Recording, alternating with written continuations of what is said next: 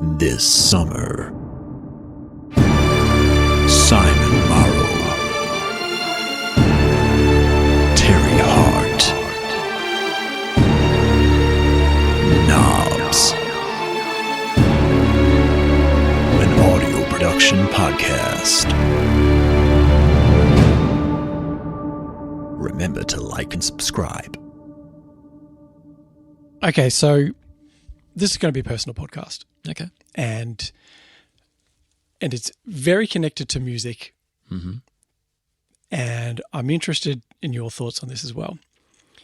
So, as you know, the last sort of 12 months of my personal life has been pretty full on. And I won't go into those details, but a lot of stress. There's been a lot. A lot of stress, a lot of challenges. And one of the things that I guess was going on for me over this past weekend was kind of a deep inward dive into myself and, you know, reflecting on life from a young age, like from late teens, playing in bands, and I guess how I got into music. And I watched on Netflix the Chili Peppers documentary about Hillel Slovak, who was their first guitarist who passed away. And it just got me feeling all nostalgic. Yeah. And what I just started listening to old Chili Peppers records again as well. But what it reminded me of was like being young, and the world is full of opportunity. And I remember band rehearsals, just lugging heavy amps upstairs, Friday nights, Thursday nights, pizzas, and just expressing through music with my friends. Yeah. And then with this documentary, and they talked about various lineup changes and lineup shifts. And when they did their first album, it wasn't with Hillel. He left for this other band.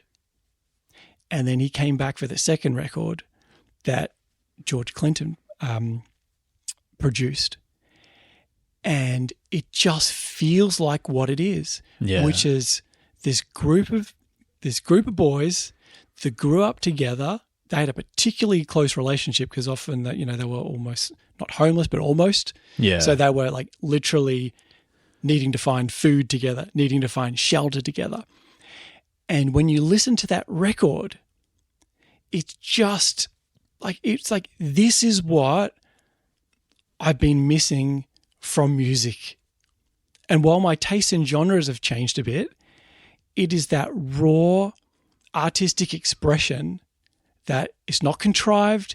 It's just, they had a mission, they had a message, they had a deep, deep bond. They got into a room and the producers and the engineers captured the air. Well, capture is an important word there. It used to be about capture. We can synthesize now. We can make anything. We can auto-tune. We can take a singer that really can't sing and reinvent it.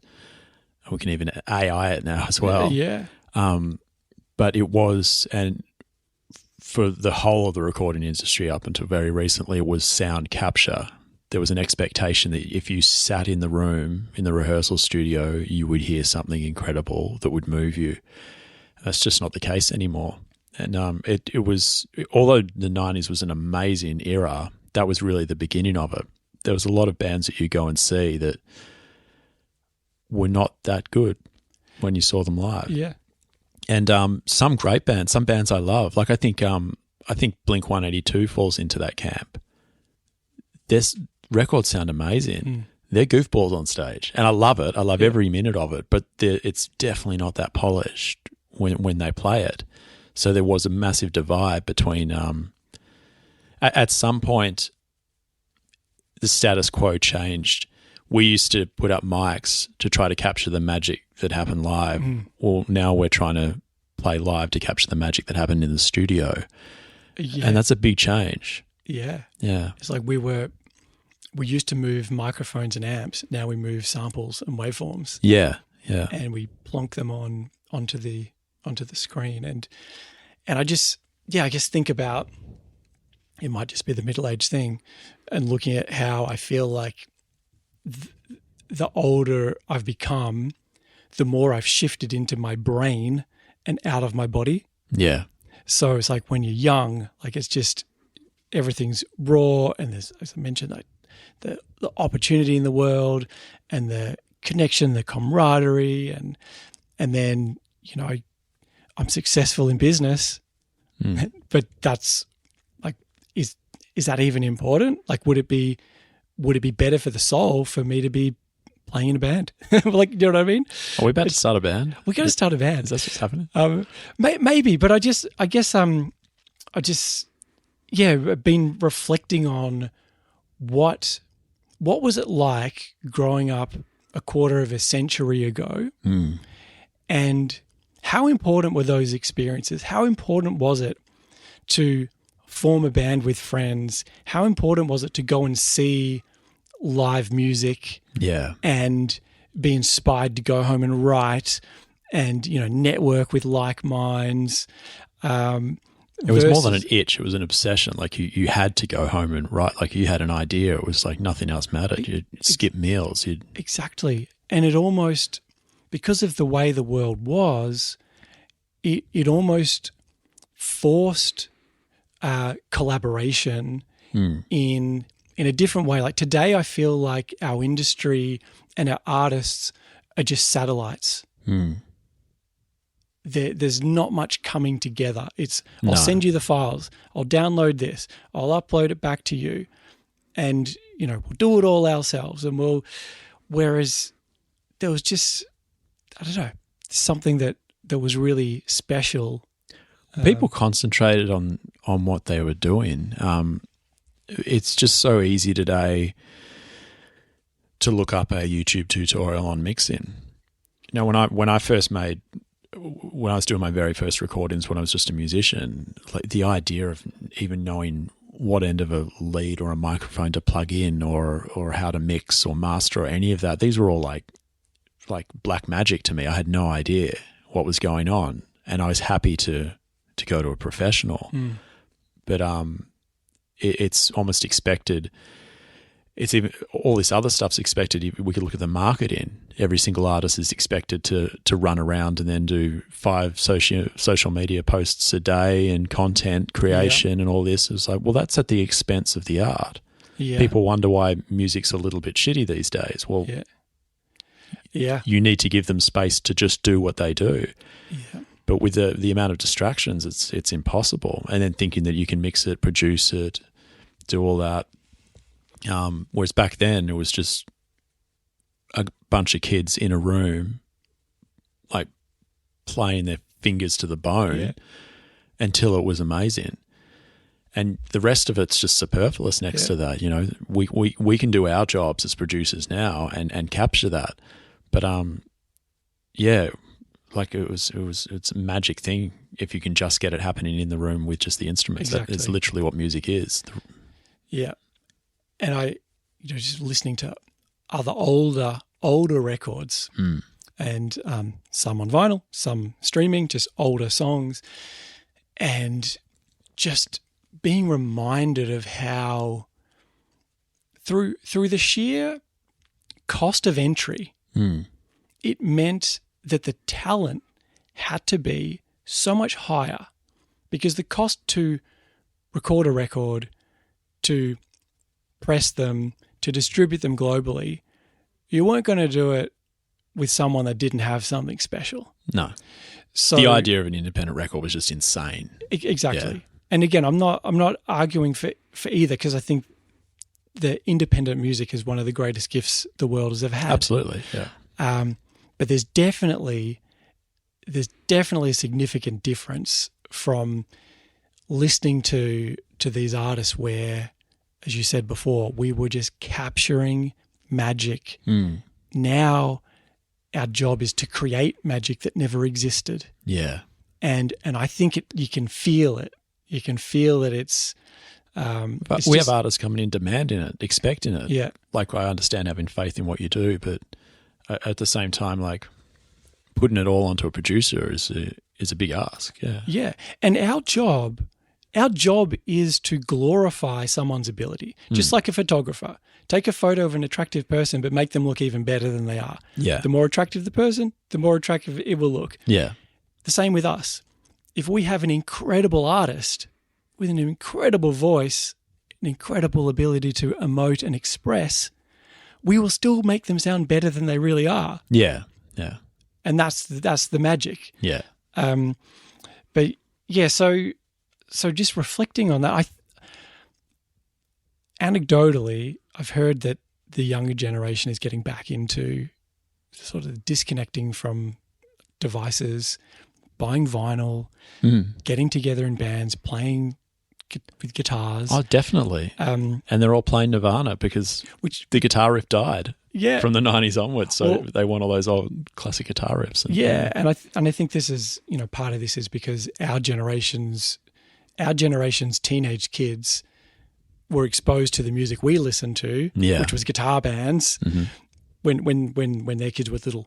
So, the 2-year-olds of the early 2000s are in the mid-20s now making records that sounded like what they were exposed to as infants. No, makes perfect sense. So there's that psychological familiarity, which is good. I think it's good for the world. I think it's good for the world, and to fuse it with all of the advancements and technology that we've developed over the last couple of decades, it'll be supercharging all of, if we fuse the digital technology and our ability to sound design and process with capturing raw sounds, I think it's going to be a pretty special place.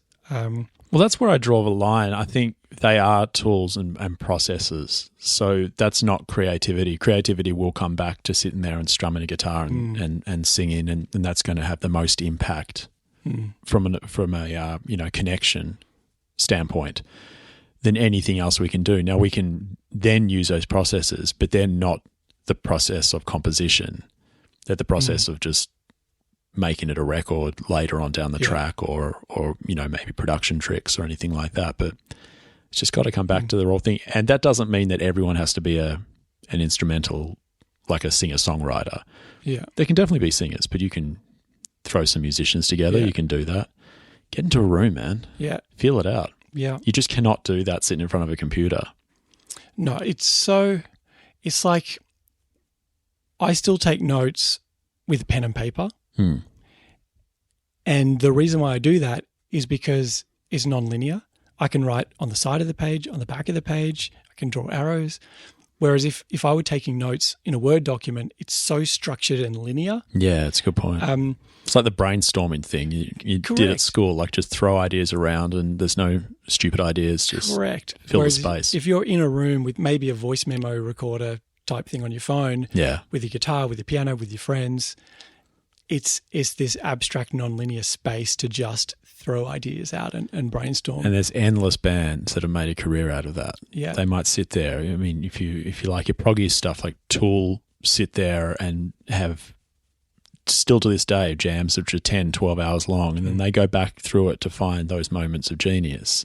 Billy Corgan from Smashing Pumpkins will sit there and just write 60, 70 songs per album and not even care about them, like just throw them out as much as you can do and then start to sift through them and see what he's got.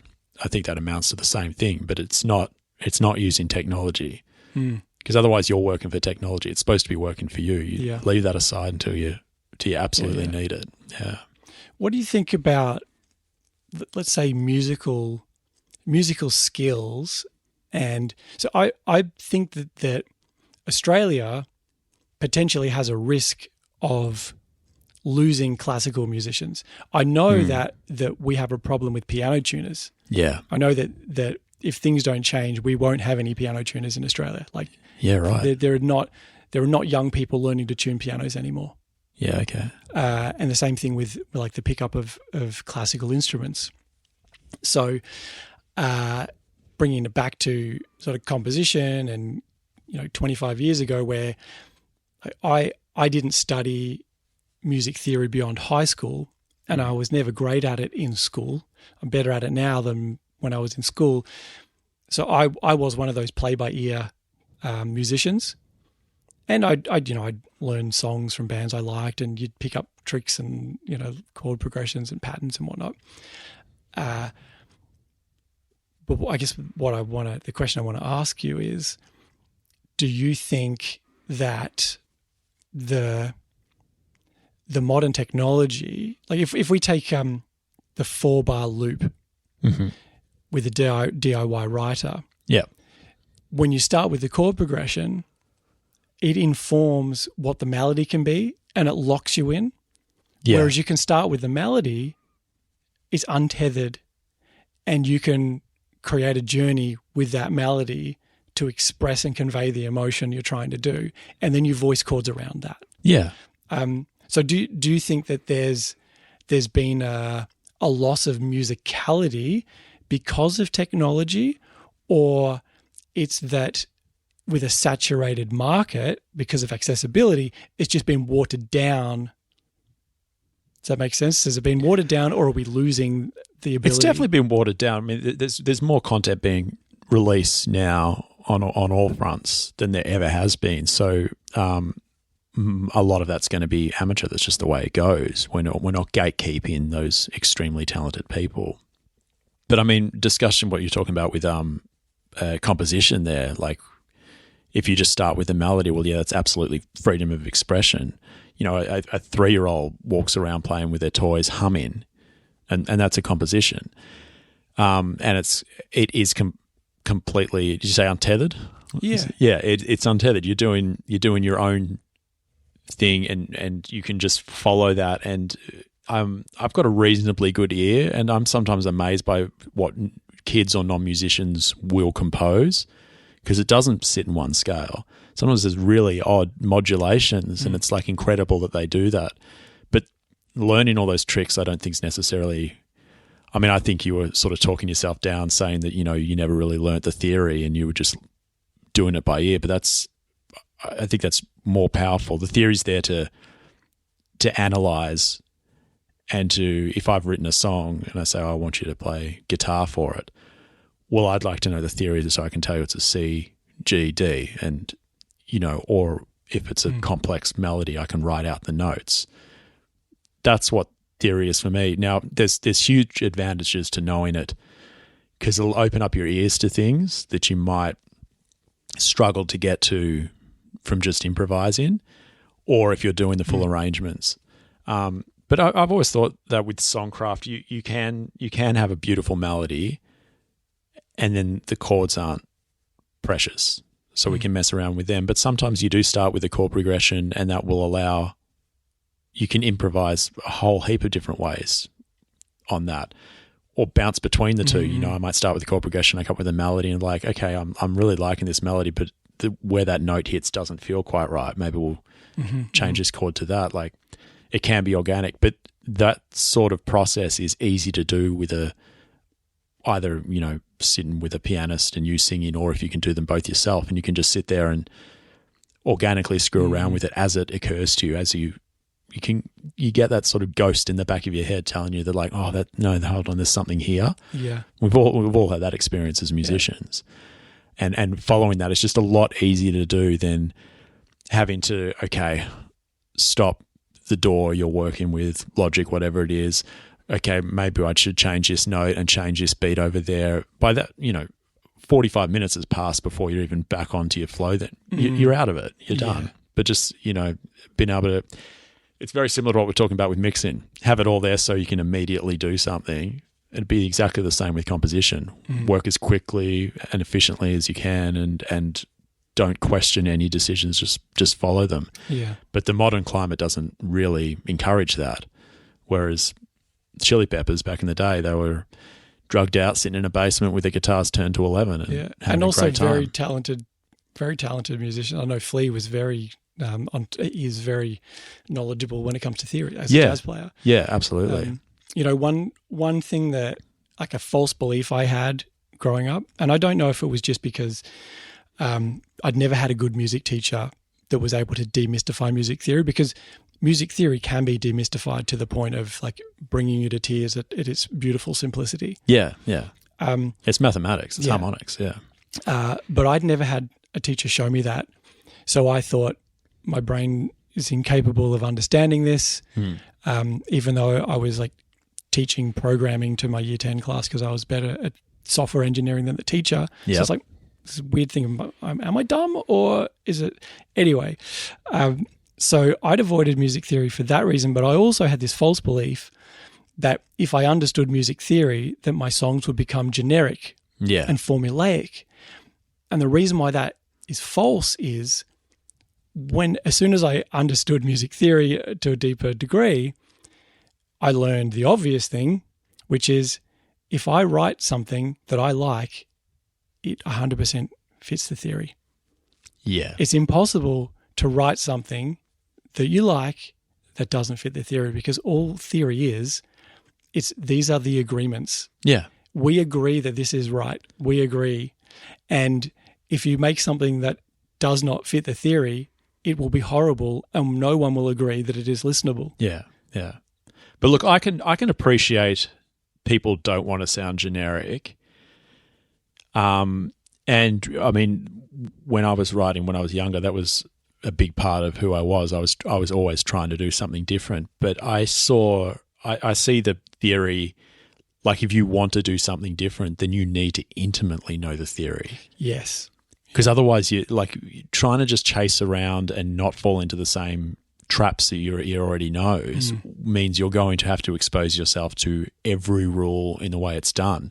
And if you want to bend them, you need to know them. Yeah. And that the other thing, as an, for lack of a better description, and a learn by ear sort of improvisey type composer. Yeah. I'm a guitarist. Something would happen is I'd write a song and it would either be, this is so much like this other song, there's no point, or I really like this song, I just can't get the bridge to work, and I'd try something and I'd experiment, nothing felt right, and I'd give up.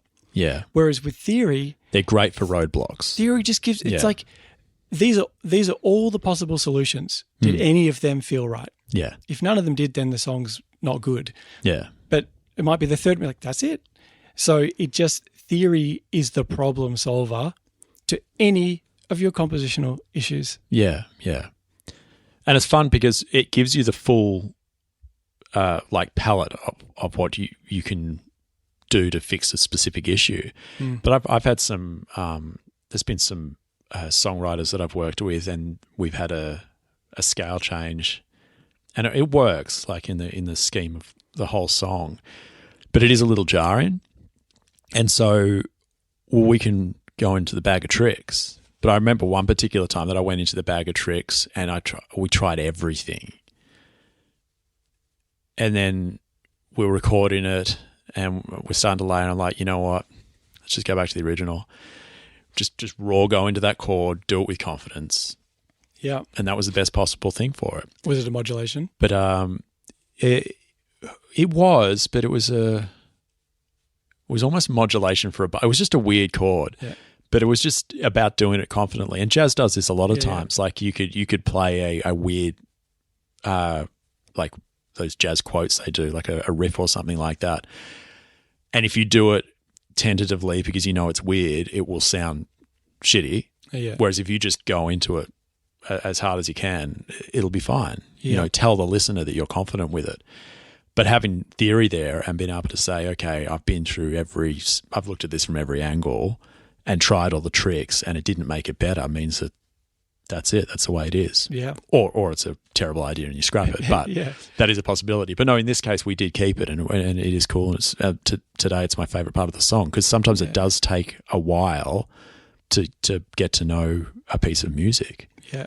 And that's if we had to simplify the concept of what makes a melody great or a song great, is that perfect balance of predictability and surprise. Yeah. We want the predictability so that our minds can make sense of it. Because it's protection, it's survival, right? Yeah.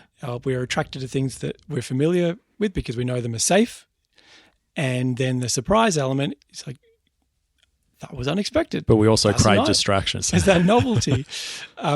So yeah, it's like, it's unsurprising that like weird, unusual part is now like that's the unpredictable surprise. Yeah. There's a lovely payoff in the otherwise safe and familiar part of the song. I like that you called out the confidence as the problem solver. Yeah, yeah. An example that I'll often talk about is with lyrics and confidence. So for me, when I was writing songs, I felt like I needed everything to be profound. And if the lyrics weren't profound, even though I read back some of them now, I'm like, what was I thinking? I was just a kid. But to me at the time, they meant something. And because of the type of artist that I was, if I didn't think that the lyrics were meaningful, I couldn't pretend my way through them. Yeah. And the listener would just disengage. Whereas think of, say, a pop artist like Kylie Minogue could sing I Walk Down the Street Tapping My Feet to a Beat and could sing that with so much confidence and conviction that I would listen to that and go, damn, that's some good lyrics, you know? Yeah. So it's like, so as an artist or as a producer coaching a performance, if the confidence is there, the words are less important. Potentially the part is less important and we know it. We know it from conversations with people. If someone stands and says something confidently, you're like, I believe you, even if they're wrong. Yeah, yeah. So it's just interesting that was the solution. Just play with confidence. Well, I noticed it as well with mixing. It took a long time. I was writing faders for a long time, but your instinct would be to turn down what could be interpreted as a mistake. And half the time I now find that it's better to turn them up. It's better to the ear if you're like, you tell the listener that that's supposed to be there. Otherwise, you just sort of sound a bit meek. Like it might be a buzz of a guitar that didn't quite thing. But if you the more you turn that down, the more I hear it now. Yeah, and I feel like if you just push it into someone's ear and make it a thing, it could be cool. I did it. It was like last year, I think. I recorded it. I was mixing a record, and there was one particular fret buzz that was killing me. I ended up throwing that fret buzz into a spring reverb and making it a thing. Nice. Like, don't fight against it. Just like let's just do this. And like highlight it, don't hide it. Yeah, it was fun, but yeah, confidence in those sort of things can definitely be powerful. So yeah, I guess to wrap this one up. I know it started in a very different place, but you have been talking about doing a tangents episode for a while. So. I think we can do better. I think we can do even better as a full tangents episode. Yeah. But yeah, I guess where this started was, I think the importance of in looking inward. Yeah, and whether that's if you're an artist, whether it's getting back in touch with what is your mission as an artist, what is your message? Because when your message and mission line up and are congruent across all platforms, then you have the ability to build a following. Yeah. People can get behind you. And as producers, maybe it's worth just checking in to see, are you on the right path? Because that's where I'm at this week. This week I've been so unproductive, but I've just been reflecting on this stuff. Like, why am I a music producer? Because in 1999 I was looking through the VTAC guide on courses. Yeah. And what I wanted to study was music performance at the VCA, but with my music theory ability, I thought, well, I want to enjoy music, and I won't enjoy it if it's so much theory. That will take the enjoyment out of it, and it's very. You have to be an insanely good instrumentalist, which I'm not. Yeah. Like, and I ruled that out. I'm just like. So I saw sound engineering or sound production. Yeah. And I thought this will enable me to learn how to use my guitar pedals and my guitar amp. I was purely thinking about it as a musician. Yeah, right. Okay. And I remember the first day in the studio there, I fell in love with studios. Yeah. But I still wanted to be a musician probably until I was 29. And I think everyone in our field is guilty of that. At some point, we decided which side of the glass. Yeah. And it was disappointing. Yeah, exactly. So I'm now sort of just doing that reflection of I want to make sure I haven't moved too far away from where my soul wants to be. Yeah. And I am. Well, do you ever feel like there was that song that you wish you wrote that never quite came out? You've got that longing. I've been listening to my old demos. Yeah. And like, again, like, I don't know if I have the time to do it or if I should just take some time off, take a couple of months off and make a record. But that's what's sort of been going on for me, is like, should I just do the process of finishing some music? Yeah. For no other reason, like not to be famous, not to get any streams, but just finish it and put it into the world. Yeah. For the soul. So that's sort of where I'm at, this sort of, challenging reflection point. That's probably part of my age. I think you should. Yeah, I think so. So anyone that might be listening to this, it's maybe do some inward reflection and just check in. How far off the path are you, or are you in the middle? And also make sure you stream Simon's new album coming out later this year. Produced by Terry Hart, played by Terry Hart.